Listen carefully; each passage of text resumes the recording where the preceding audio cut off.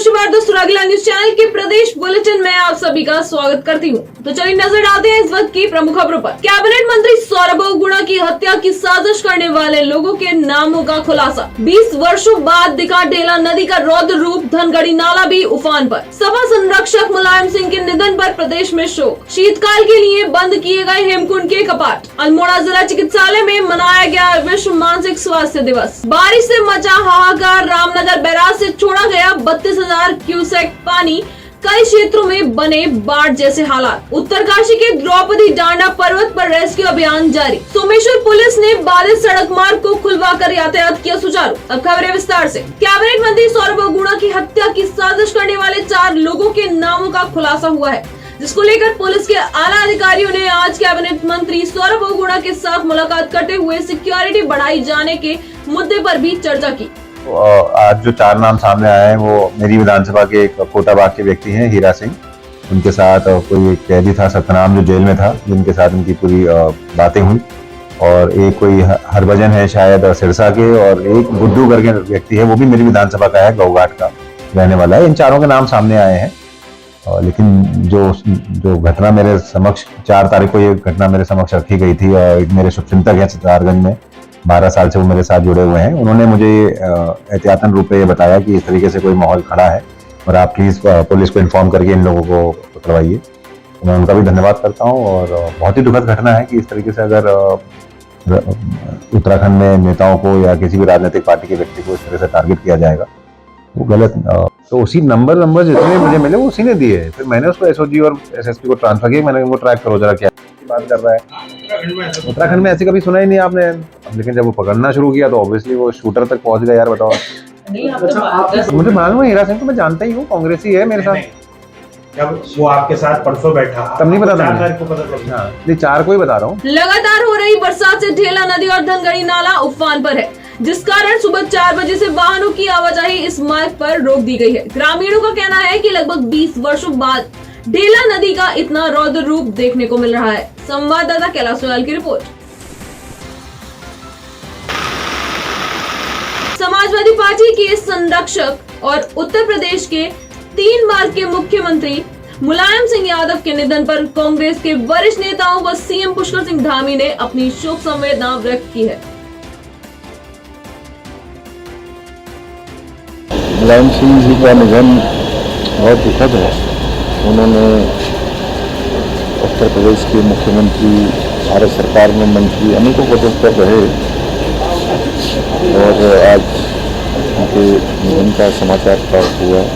मैं भगवान से प्रार्थना करता हूँ कि भगवान श्री चरणों में उन्हें स्थान दे और उनके परिवार के सभी सदस्यों को, सभी उनके चाहने वालों को इस दुख की घड़ी में शक्ति प्रदान करे। नेता हैं, समाजवादी नेता रहे हैं मुलायम सिंह जी, और लंबा जीवन उनका रहा है। मेरे पिताजी के वो सहयोगी भी रहे, और बहुत दुख है। और हम आज इस बैठक के बाद उनके लिए कंडोलेंस भी करेंगे, क्योंकि जब भी, चाहे वो किसी भी पार्टी का नेता हो, और अगर वो सामाजिक सरोकारों से जुड़ा रहता है तो निश्चित ही इसमें दुख होता है। भारत की क्षति के रूप में मैं देखता हूँ। लोकतंत्र में किसी भी पार्टी का कोई बड़ा नेता जब जाता है तो लोकतंत्र को क्षति पहुँचती है।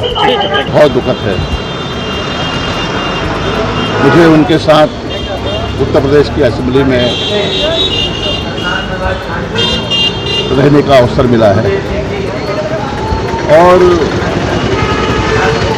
एक अच्छे इंसान, नेक इंसान, जिनके अंदर धर्मनिरपेक्षता दिखती थी और बड़े उदार थे,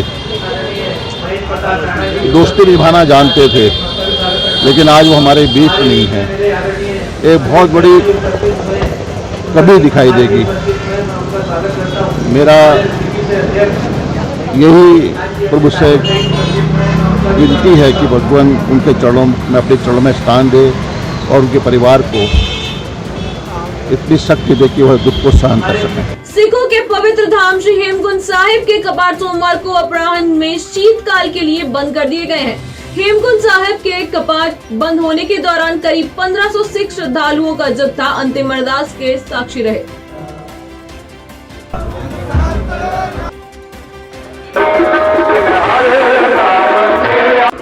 यात्रा श्री हेमकुंड साहिब इस वर्ष 22 मई से प्रारंभ हुई थी। आज बहुत भावुक क्षणों के साथ कपाट बंद कर दिए गए। इस वर्ष तकरीबन 2,47,000 यात्रियों ने यात्रा की है और हेमकुंड साहिब मैनेजमेंट ट्रस्ट प्रत्येक उस व्यक्ति, प्रशासन, शासन सभी का कृतज्ञ है जिन्होंने इस यात्रा को सफलतापूर्ण, निर्विघ्नतापूर्ण सफल बनाने में हमारा योगदान किया है। आशा करते हैं कि अगले वर्ष भी इसी प्रकार बहुत उत्साह के साथ सभी श्रद्धालु श्री हेमकुंड साहिब के दर्शनार्थ आएंगे। आप सभी आने वाले श्रद्धालुओं की जो भी मनोकामना है, प्रभु से, ईश्वर से प्रार्थना है कि वो सभी मनोकामनाएं आपकी पूर्ण करें। जसपुर में हो रही तेज बारिश के चलते मुख्य बाजार समेत अन्य स्थानों पर जलभराव की स्थिति उत्पन्न हो गई और बारिश का पानी दुकानों के अंदर घुस गया, जिससे व्यापारियों का काफी नुकसान हो गया। संवाददाता दीपक चौहान की रिपोर्ट। घर के अंदर पानी भर रहा है, गेहूं चावल सब बेकार हो गया दुकान के अंदर का, गली कारोबार बिल्कुल ठप हो गया है। नगर पालिका की कोई व्यवस्था नहीं है, यहाँ गूल बननी चाहिए, जहाँ पानी भर रहा है निकासी होनी चाहिए, ठाकुर मंदिर से नाले तक। हमारे यहाँ तो हमारी दुकान के आगे हमेशा के लिए पानी मतला है कि लगातार भरा हुआ रहता है, डरिया है, और बरसात में तो हमारी ये जो है दुकानदारी बिल्कुल ही ख़त्म हो जाती है, क्योंकि यहाँ एकदम सड़क के ऊपर पानी आ जाता है और जो दुकानों के भरने लायक पानी बन जाता है कि दुकान में पानी कब भरा ये हालात हो जाते हैं। यहाँ जो है बाढ़, बिल्कुल बाढ़ की तरह से हालात हैं। नगर पालिका के द्वारा निकासी जो है उसके जो आगे के थोड़े से नाले, ये पूरे बड़े बड़े नाले हैं, उसको नालियों में पानी जाता है, नालियों का उसमें जो है साफ पड़ा है, सारा मतलब है कि गंदगी उससे भरी हुई है। तो सड़कों पे पानी इसलिए आता है कि जब वो गंदगी से पार थोड़ी करेगा पानी। मैं कहूँ इस बात मैं सर्दी तमाम नुकसान हो गया, गोडो पानी भर गया अंदर, शहर बाजार में बड़ी बुरी हालत हो रही है, तमाम हो गया मेरा। नगर पालिका कुछ करके ही नहीं दे रही, आज तक 10 साल हो गए, भारी नुकसान हो रहा, गोडो पानी भरिया, सुबह से ऐसे ही लगा रहता हूँ, गरीब आदमी हूँ, कहाँ से इस हालत में मैं कैसे गुजर बसर करूँ अपनी। पालिका इंतजाम नहीं कर रही, कुछ नहीं दिया आज तक, 2 बार बन गए, डॉक्टर साहब भी और यो आदेश चौहान भी कुछ कभी भी नहीं आते हैं बाजार में कुछ देखने भी। कहाँ हैं सब लोग? शाम की चाय तो एक साथ होनी चाहिए, सब लोग एक साथ बैठना ही नहीं चाहते। पापा, try this. लो, सब लपक लिए।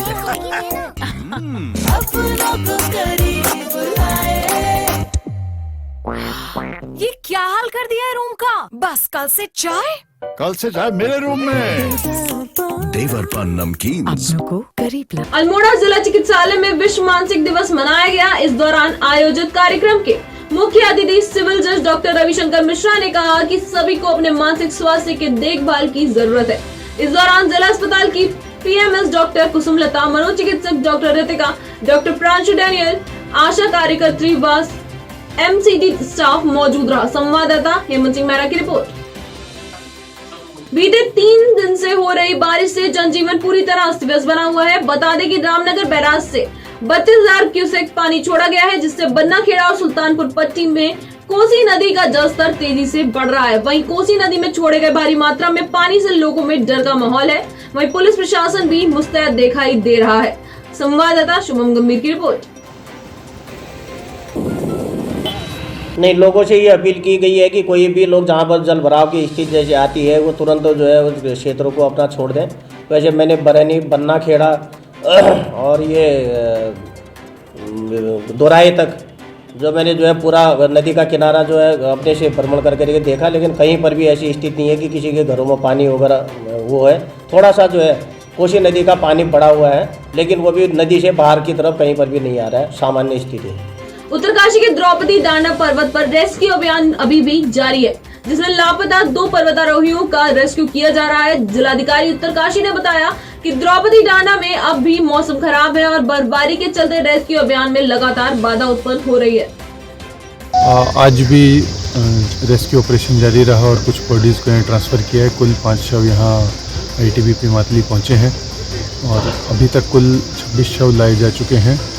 एक अभी समिट कैंप में है और बाकी 2 की अभी खोज चल रही है। सर कितना टफ है सर इसमें? मेरी भी बात हुई है ऊपर जो अधिकारी उनसे, तो उन्होंने बताया कि अभी वहाँ बर्फ़बारी चल रही है और थोड़ा समय इसी कारण लग रहा है कि वहाँ खोजने में दिक्कत आ रही है। मौसम भी ख़राब है और वो लगातार प्रयासरत हैं और हमें पूरी उम्मीद है कि जल्दी ही ये रेस्क्यू ऑपरेशन पूरा होकर और समाप्त हो जाएगा। खटीमा के यूपी सीमा से सटे ढाकी गांव में बहने वाली देवहा नदी पूरे उफान पर है, जिसके द्वारा भू कटान किया गया है और कई मकान खतरे की जद में आ गए हैं और एक मकान नदी की भेंट चढ़ चुका है। बता दें कि खतरे की जद में आए मकानों में रहने वाले ग्रामीणों को सुरक्षित निकालकर ढाकी प्राइमरी स्कूल एवं गिल फार्म हाउस में पहुंचाया गया है और पीड़ित परिवारों के लिए भोजन की व्यवस्था तहसील प्रशासन द्वारा की गई है। संवाददाता गुरदीप सिंह की रिपोर्ट। सभी खटीमा से भी लोग आए थे, पटवारी जी आए थे और भी लोग आए थे, अधिकारी लोग। तो बहुत ज़्यादा नदी कटान करने इसी वजह से फिर जितनी राजसिक परिवार हैं उनको शिफ्ट किया गया है। कुछ गिल साहब की मदद से गिल साहब के ट्रैक्टर ट्रॉली गए और उनको फार्म पे शिफ्ट किया है, कुछ सामान रखा है, कुछ अदर जगह शिफ्ट किया है, स्कूल में शिफ्ट किया है। तो हम लोग सब ग्रामवासी लगे हुए हैं। इसमें लगभग 14-15 परिवार हैं जी, जो कि 2-3 परिवारों ने शिफ्ट हो गया, बाकी को लेके आ रहे हैं धीरे धीरे निकाल के बाहर, क्योंकि रास्ता भी सारा बंद हो गया है। और इनके खाने पीने की व्यवस्था, हाँ, वो प्रधान जी अपने महेंद्र सिंह प्रधान हैं अपने मझोला ग्राम उसके, तो वो लोग देके गए हैं सामान खाने के लिए। मुख्यमंत्री पुष्कर सिंह धामी ने उत्तराखंड अधीनस्थ सेवा चयन आयोग के पूर्व अध्यक्ष RBS रावत पर की गई कार्रवाई को लेकर कहा कि अपराधी कोई भी हो वह बच नहीं सकता है। उनका कहना है कि राज्य के युवाओं के साथ छलावा करने वाले किसी भी अपराधी को बख्शा नहीं जाएगा। देखिए, उसके बारे में मैं पहले ही कह चुका हूँ कि कोई भी, चाहे जो भी उसमें जिम्मेदार होगा, उस पर कार्रवाई होगी। हमारे बेटी बेटियों के साथ जो अपराध हुआ है, जिस प्रकार का धोखा हुआ है, वो किसी कीमत पर भी बर्दाश्त नहीं किया जा सकता है। और हमने कहा है कि अंतिम व्यक्ति जब तक नहीं पकड़ा जाएगा तब तक कार्रवाई चलेगी।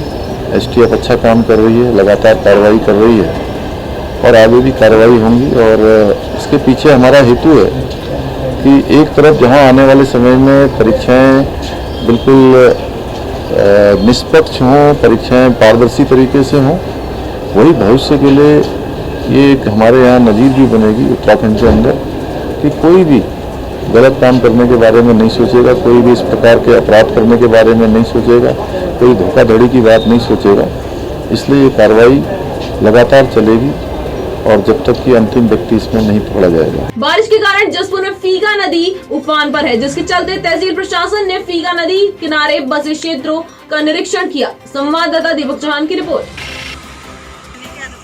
कि आप जानते हैं कि 2 दिन से लगातार बारिश हो रही है और कल रात काफ़ी तेज़ बारिश हुई थी, तो इस कारण से यहाँ पर राजपुर में विजिट किया गया है, क्योंकि जो ये गांव है थोड़ा संवेदनशील गांव है और फीका नदी के पार बसा हुआ है। तो उसी को देखते हुए हम लोग यहाँ पर, हमारी पूरी टीम मौके पर मौजूद है और ये देख रहे हैं कि क्योंकि लगातार बारिश से और क्योंकि ये सुनने में भी आ रहा है कि सुबह भी पानी छोड़ा गया था, तो काफ़ी जल स्तर इसका बढ़ा हुआ है। तो उसी के संभावित जो भी प्रयास होंगे इसको रोकने के लिए वो किए जाएंगे और अभी सिंचाई विभाग को भी निर्देशित किया जा रहा है कि मौके पर आके तत्काल ही इसके निरोधात्मक कार्रवाई करते रहें। अल्मोड़ा सोमेश्वर सड़क मार्ग पर जगह जगह पेड़, झाड़ियां, पत्थर व मलबा आने से सड़क मार्ग बाधित हुआ है, जिसके चलते सोमेश्वर पुलिस द्वारा स्वयं ही पेड़, झाड़ियां काटकर व मलबा पत्थरों को हटाकर यातायात सुचारू किया गया।